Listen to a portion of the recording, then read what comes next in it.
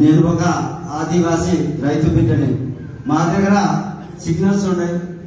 App ఒకవేళ downloading చేసి చేస్తే వెహికల్ ఉన్నాయి.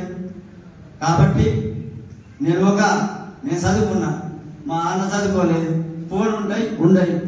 ఇప్పుడు అంత బంతికి మేము మార్కెట్ తేవాలంటే బండి ఉన్నది, బండికి కిరాయి ఎక్కువ అవుతుంది. అక్కడ వచ్చినాక మళ్ళా దానికి వాపస్ చేస్తారు. ఇది అసలు రైతులకు పెద్ద సాధమే. నేనైతే మా ఆదివాసులు గుట్టలో ఉంటారు, చెట్లు ఉంటారు, అక్కడ సిగ్నల్స్ కూడా ఉన్నాయి. దీనికి రద్దు చేయాలని కోరుకుంటున్నాం. మా అమ్మరాలంటే 75 సంవత్సరాలు పత్తి అన్ని 2-3 బండ్లు అమ్మారు సార్. ఇది కిసాన్ యాప్. ఇది మా యాప్ అనేది డౌన్లోడ్ చేసి చాలా మందికి రాదు సార్. 60% మంది రైతులకైతే అవగాహన చేస్తారు కిసాన్ యాప్ గురించి.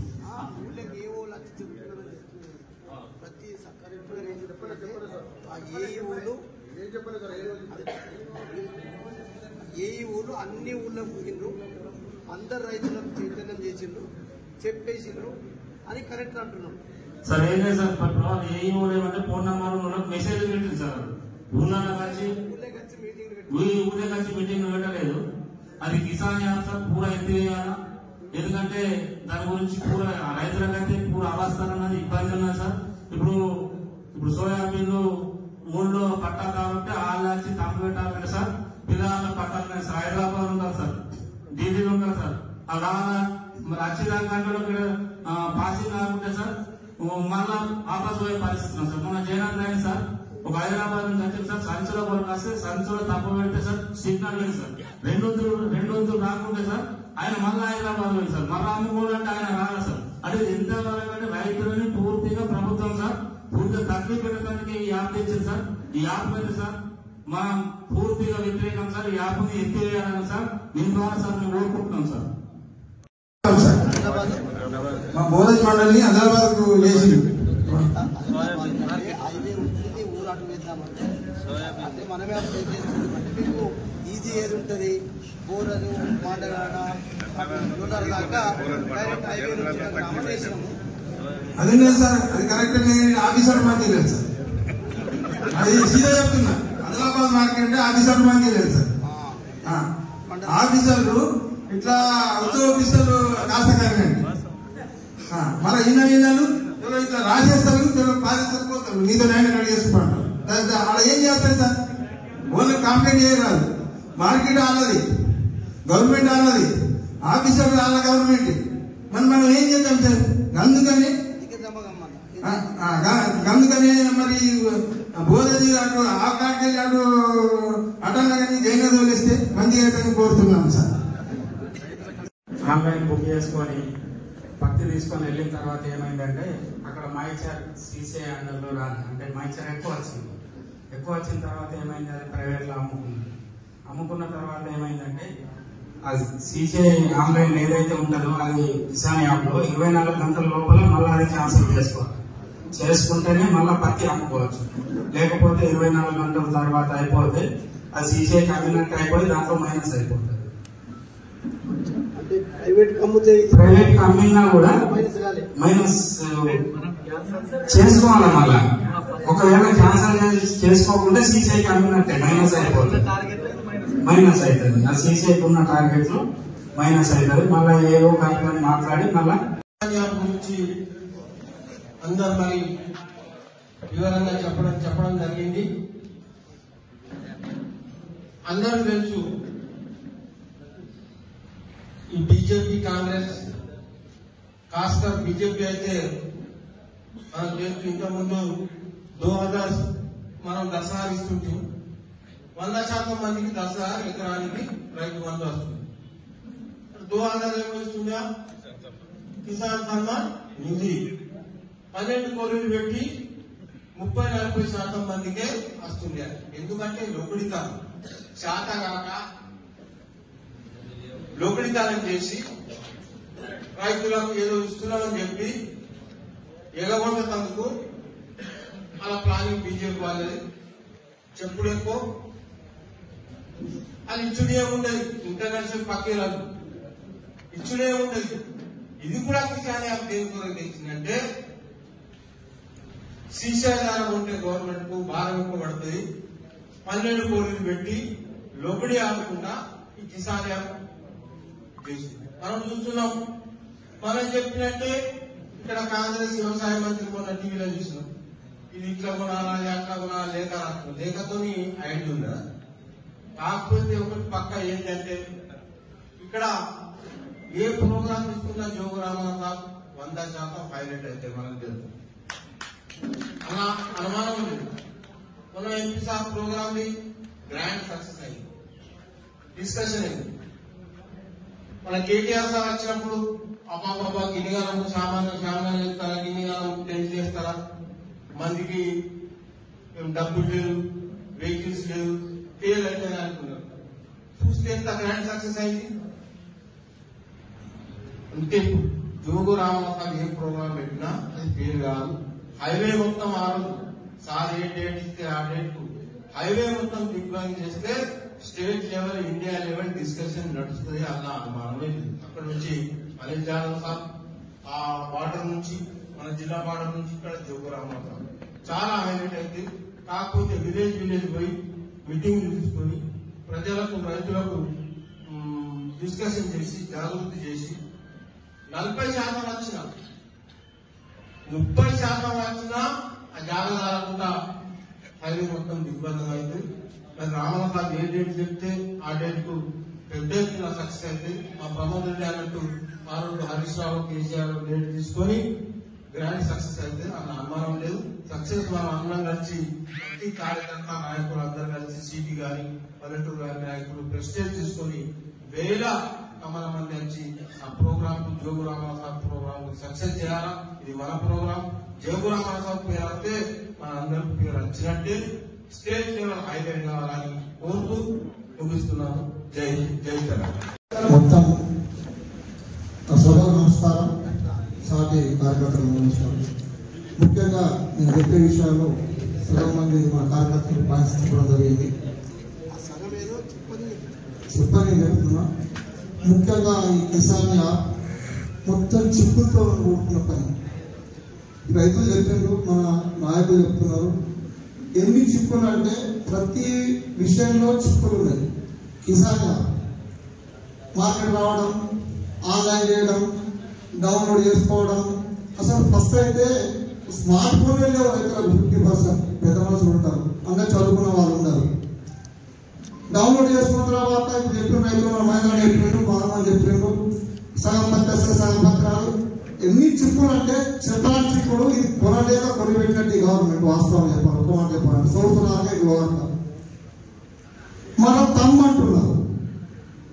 తమ్ము కూడా సోయాబీన్. కొందరు స్వర్గస్థులైన వాళ్ళ పేరట మోటివేషన్ నాలుగు కొడుకుల పేరట అతను స్వర్గంలో ఉంటాడు. అతను ఎట్లా కంపెనీ మార్కెట్ వచ్చి ఉదాహరణకు నేనే నాలుగు పొచ్చలమ్మ చేయమంటున్నా 2 ఎకరాల పరుకుంటారు. పొచ్చలమ్మ స్వర్గస్థులైన వాళ్ళ కొడుకులు మోటివేషన్ చేసుకోలేదు. పట్టాలు రావాలా తమ్ము పెట్టడానికి సాధ్యమైపోయి ఈ విషయం గవర్నమెంట్ తెలియదు. మళ్ళా రంగు మారిన సోదరు అంటారు. అతివృష్టి వల్ల రంగు మారింది. గవర్నమెంట్ తెలుస్తూ మొత్తం తెలంగాణ రాష్ట్రంలో సేమ్ రేపు కూడా తెలుసు. ఇప్పుడు రంగు మారిన సోదరు గవర్నమెంట్ ఎవరు కొనాలా? ఏకదాటిగా 3 నెలలు వర్షం పడ్డది చెప్తా. ఏకదాటిగా 3 నెలలు వర్షం పడ్డది. సగం మంది మీరందరూ ఎమ్మెల్యేలు అసెంబ్లీ పోలేదు. ఐఏఎస్ ఆఫీసర్లు కొందరు ఆఫీసర్లు డ్యూటీలో పోలేదు. మరి వాళ్ళకి లక్షలు వచ్చేసారి 70 ఇస్తున్నారు. మీరు డ్యూటీ అయినా వర్షం పడదని రైతుకే వర్షం పడుతుంది. రైతు వర్షం మునిపించేదా, రంగు మార్పించేదా, సోయాలో నీళ్లు కొట్టిందా, కావాలని మనకి తెలిసిందా? మీ అసమర్థత. రైతు పొలంలో వర్షం పడదు, పోయి మార్కెట్లకు వస్తాం. మార్కెట్లకు వచ్చినా కూడా గవర్నమెంట్ బాధ్యత వహించాలి కదా. ఇంట్లో ఉన్నప్పుడు సర్వం ఉంచుకుంటాడు, ఆరబెట్టుకుంటాడు. ఆరబెట్టుకొని నేను తీసుకొస్తున్నాం సార్. వాస్తవంగా మార్కెట్లకు వచ్చాక అతివృష్టి వల్ల వర్షం పడుతున్నది. నాని సర్వమై మనం డైలీ పేపర్ వల్ల టీవీలో చూస్తున్నాం. వర్షాభరణం అవుతున్నది. దానికి ఎవరు కారణం? ఈ రూల్ గవర్నమెంట్ కాదా? మీరు షెడ్లు కట్టియాలి. నిజామాబాద్ లెక్క పేపర్ గోడౌన్లు కట్టియాలి. వచ్చిన రైతులు తెచ్చిన సరుకులు గవర్నమెంట్ బాధ్యత వహించాలి సార్. మొదటి కండిషన్. ఇంకా ఉన్న మట్టుకు మన రైతుల బాధ్యత. మార్కెట్ తెచ్చినాక నారిన ఎండిన పుచ్చు పట్టిన బూజు పట్టిన రంగు మారిన మీరే బాధ్యత. మేమెందుకు బాధ్యత వహించాలి. వాస్తవంగా ఇంకో విషయం, మాయిచర్ కండిషన్ అంటారు. అలా ఇది నేర్చుకున్న మాయిచర్ నవంబర్ మాసంలో మంచు కురిసే సమయం లోపల ఆడబెట్టిండు, ఎండబెట్టిండు, ప్రధానంగా వెళ్ళి చేనులో వచ్చిండు, మార్కెట్లోకి వచ్చిండు, మార్కెట్లో కుప్ప పోసిండు. కుప్ప పోసాక మన మాయిచర్ వస్తుంది సార్. మాయిచర్ మళ్ళా మిషన్ మన మాయిచర్ మన అంటున్నాడు. మన మన శాంతి చేసిన మన మాయిచర్ వస్తుంది. ఎంత న్యాయం సార్. కాలంటే మెడకు మెడకంటే కాలం. ఇంతకుముందు మన గవర్నమెంట్ ఉన్నప్పుడు స్టేట్ గా ఏఓలు ఆన్లైన్ చేస్తుంది. ఆ ఆన్లైన్ కౌంట్ కార్డు ఇస్తుంది అమ్ముకోవడానికి. మనం డైరెక్ట్ మార్కెట్ వస్తుంది. ఆన్లైన్ సిస్టమ్ లో అది కొడుతుండే కంప్యూటర్ కొడితే కనీసం పేరట ఇండియన్ వాళ్ళ పత్తి కానీ ఇంతవరకు అమ్ముకోవచ్చు అని చెప్తుండే. వస్తుంటే అమ్ముకుంటుంటే పోతుండే. ఎవరు మార్కెట్కి వస్తే వాళ్ళకే వడ్డీ వస్తుంది. ముఖ్యంగా ఎవరైనా మంచి 2-3 ఎకరాల భూమి ఇస్తారు. వాళ్ళు మంచం మీద ఉంటారు. వాళ్ళు మార్కెట్కి పంపుతారు. కొందరు ఇవాళ గడ్డ రామరెడ్డి భూమకి రావాల, వాళ్ళ ఓనర్ అమెరికా ఉంటాడు. 30 ఎకరాలు కానీ రావాల. మా మామ అమెరికా నుంచి అక్కడికి వచ్చి తమ్మెడతాడు. కొందరు ఏలేస్తే డాక్టర్లు 100 ఎకరాల భూములు కొనుక్కున్నారు. వాళ్ళు ఆపరేషన్ థియేటర్ లో ఉంటారు. వాళ్ళు భూములు కౌలుకి ఇచ్చిండ్రు. అలాంటి ఆపరేషన్ థియేటర్ ఉంటారు. ఆ మార్కెట్ తమ్మెడతా అనుకుంటారు. పోయి వచ్చిండు హైదరాబాద్ నుంచి ఒక వ్యక్తి అసలుకే సవాల్ పని చేయలేదు. పని చేయకుండా దేవుడు రాస్తున్నాడు. ఆయన రియల్ ఎస్టేట్ పెద్ద మనిషి. మన హైదరాబాద్ పోయాడు. మన ఈ ఆన్లైన్ డౌన్ అయిపోయి క్యాన్సర్. ఇది ఎంత సమంజసం. ఒకటి విషయం, సంవత్సరాలుగా ఏడువారుగా రైతుల కాలకంటే మెడకంటే కాలు చేసే పరిస్థితి సార్. పునః పొరుగు పెడతారు. ఈ గవర్నమెంట్ చూద్దామని గవర్నమెంట్ వచ్చింది. ఇక రైతులు చూద్దామని వస్తున్నారు. దీనికి చెప్ప తప్ప కుక్కలు చెప్ప తప్ప వేరే మార్గం లేదు. ఏం చేద్దామంటే ఈ కాంగ్రెస్ గవర్నమెంట్ ని స్థానిక రూలింగ్ గవర్నమెంట్ స్థానిక ఎమ్మెల్యే మన బీజేపీ నాయకులు ఎమ్మెల్యే శంకర్ గారు ఉన్నారు. కేంద్రంలో బీజేపీ, రాష్ట్రంలో కాంగ్రెస్ ఉన్నది. ఇవన్నీ మాకేమద్దు. మా గవర్నమెంట్ లోపల ఏ విధంగా కొనుగోలు చేసినామో రైతులకు ఎటువంటి ఆటంకం కాకుండా అదే మీరు కంటిన్యూషన్ చేయండి. ఆ ఉన్న చీటింగ్ అయితే ప్రాణిగా అవుతుంది. గవర్నమెంట్ ఏం చేస్తున్నా ఏవో యాక్షన్ తీసుకోండి. ఏఓలు ఎవరన్నా రాంగ్ కౌంట్ కార్డు ఇంత ఇస్తే వాళ్ళు యాక్షన్ తీసుకోండి. ఎవరు దొంగ చేస్తే వాళ్ళు అరెస్ట్ చేయండి. వాళ్ళు యాక్షన్ తీసుకోండి. కానీ అన్ని అనుకుంటున్నారు. కానీ దేశానికి అన్నం పెట్టే రైతులు ఎందుకు మీరు కష్టపడతారని మేము అడుగుతున్నాం గవర్నమెంట్. పాఠాలు కలెక్టరేట్ ముట్టడిస్తాం.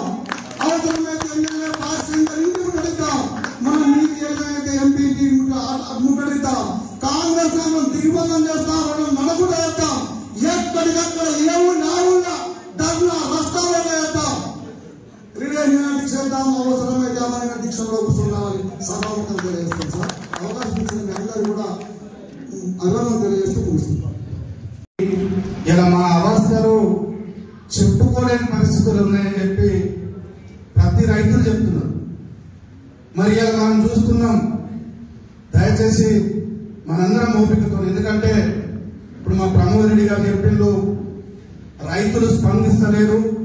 మనం ఎన్నిసార్లు ధర్నాలు చేసిన రోడ్ల మీద చేస్తే కేసులు అవుతున్నాయి తప్ప రైతులు స్పందిస్తలేరని చెప్పి మరి వారు అంటున్నారు. మరి రైతులు స్వయంగా మన ధర్నాల పాల్గొకపోయినా బీఆర్ఎస్ పార్టీ అంటే రైతుల కోసం ఎప్పుడూ పనిచేసే పార్టీ అని చెప్పి ఈ దేశంలో రైతులందరూ నమ్మే ఏదైనా పార్టీ ఉన్నదంటే అది ఒక బీఆర్ఎస్ పార్టీ.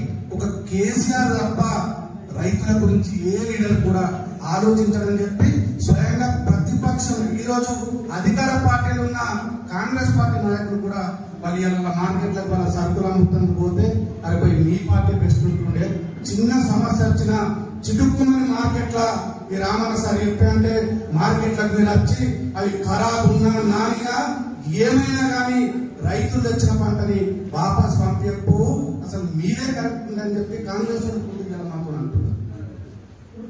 అంటే ఆ రోజు మనం కష్టపడ్డాం కాబట్టి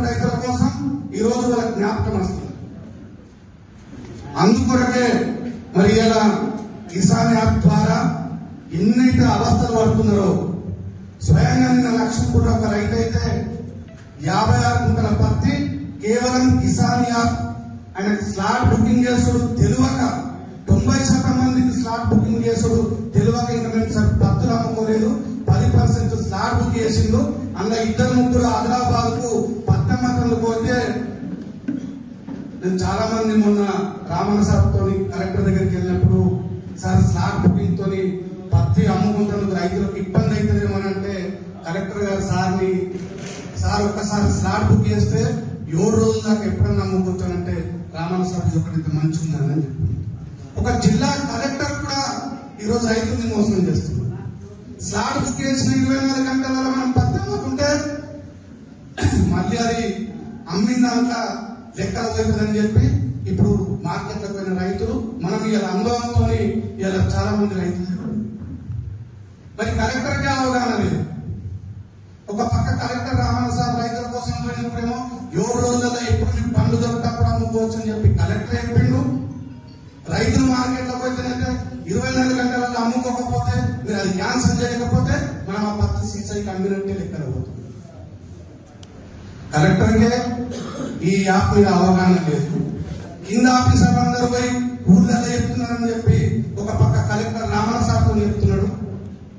నిన్న మేము లక్ష్మీపురం అయితే ఇప్పటి వరకు మనం ఏవో కాదు ఏ సార్ వచ్చి ఈ యాప్ గురించి అవగాహన చెప్పలేదు, మాకు దీని గురించి అవగాహన చెయ్యలేదని చెప్పి అక్కడ రైతులు చెప్తున్నారు. మరి కమ్యూనికేషన్ గ్యాప్ వస్తున్నది.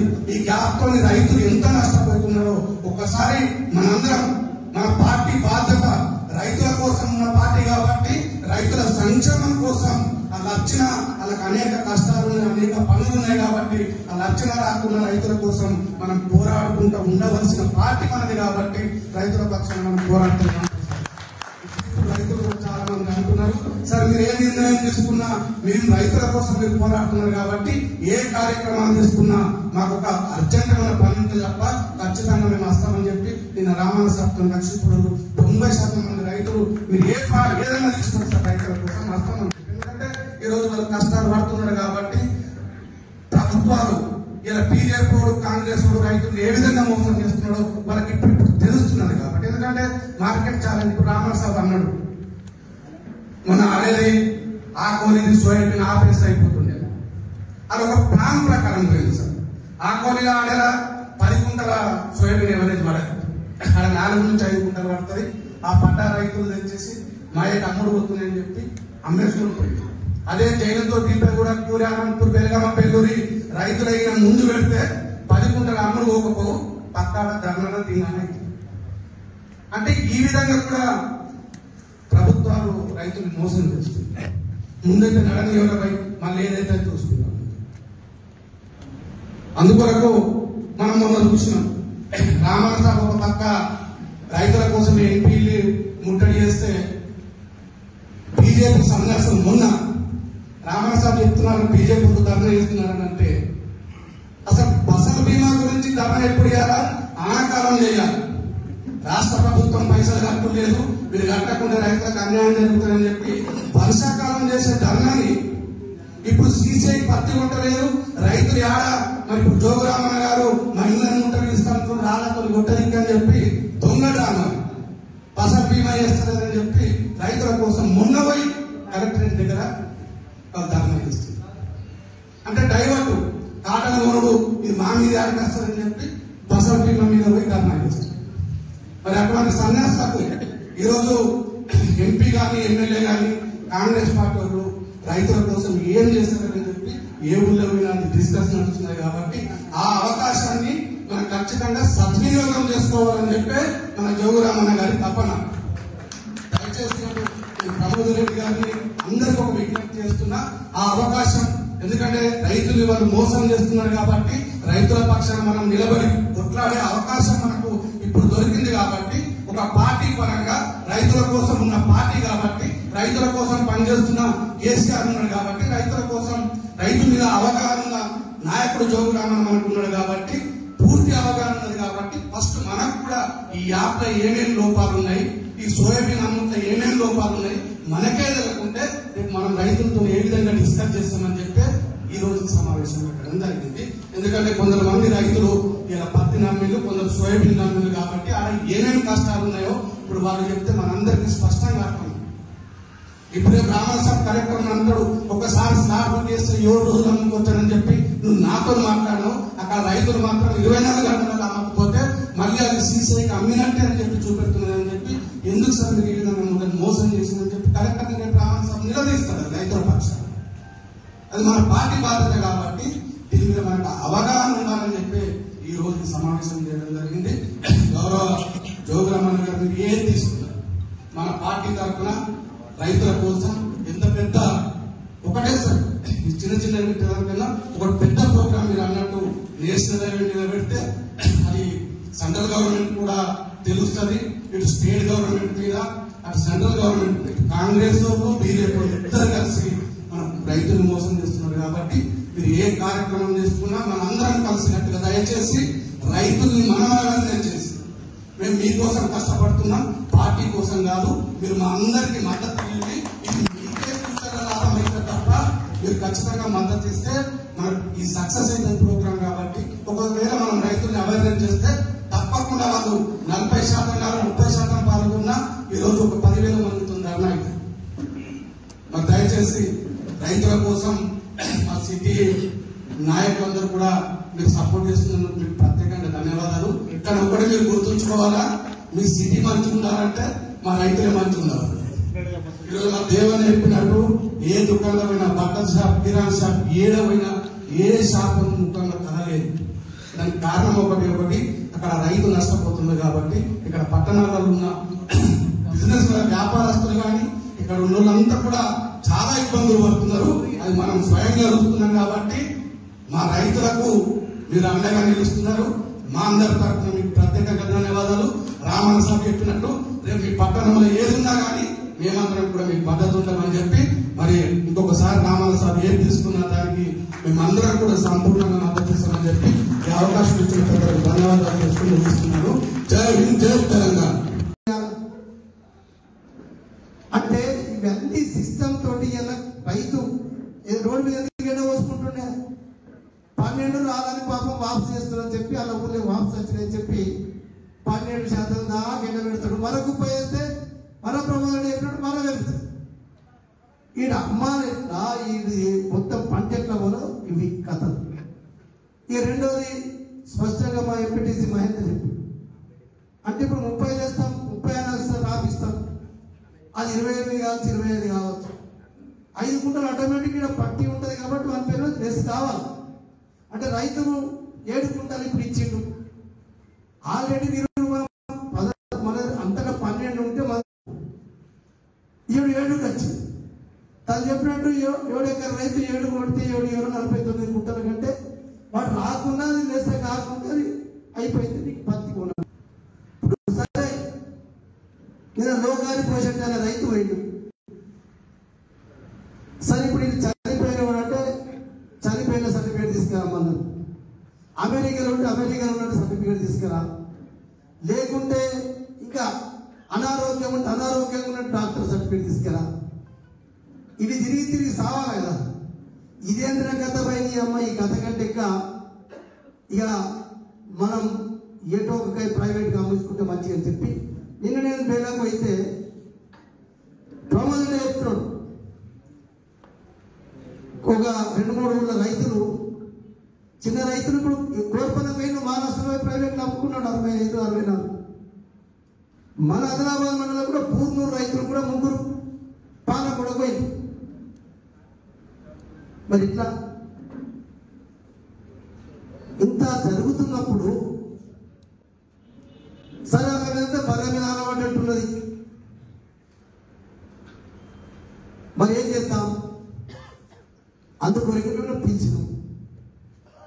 అందుకొరకే మనం ఇది అందరి ఒపీనియన్ లేకుండా మనం ఎట్లా చేద్దాం?